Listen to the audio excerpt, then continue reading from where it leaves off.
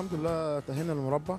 الحمد لله احنا انا اول مجموعه النادي الاهلي، ونادي النصر تاني مجموعه، ومستنيين بقى المجموعه الثانيه. غالبا انبي ماشي اول، واتحاد الشرطه، ونجوم المستقبل، والزمالك. يعني حد منهم ان شاء الله يبقى تاني مجموعه. ويمكن احنا عندنا فرصه كويسه ان احنا هنلاعب تاني المجموعه على ملعبي اول ماتش هنا ان شاء الله. هو ماتش واحد، وباذن الله يبقى الفاينل مباراه واحده باذن الله، ويكون لينا توفيق باذن الله يحالفنا ان شاء الله ناخد البطوله زي السنه اللي فاتت باذن الله. في مشكله مقابلانا برضو ان يعني هي مواجهه كل الفرق، بس عندنا اولاد عندهم امتحانات، فدي مشكله صعبه بالنسبه مقابلانا. فالاولاد غصب عننا، في ولاد بيقول لك انا عندي امتحانات فبتضطر تريح. هي الحاجه المهمه ان احنا دلوقتي الولاد اللي ما لعبوش ماتشات كتيره. انا عامل النهارده ماتش مع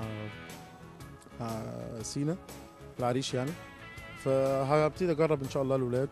والاولاد اللي موجودين هنا ولسه الامتحانات بتاعتهم ما بداتش، ان شاء الله يشاركوا معانا باذن الله النهارده في المباراه، وتبقى تجربه كويسه باذن الله الاولاد النهارده ويستفادوا بيها كويس باذن الله. احنا خلصنا المرحله اللي فاتت والحمد لله طلعنا اول مجموعه بتاعتنا.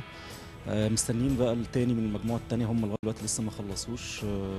باذن الله استعدادنا الحمد لله بنتمرن كل يوم.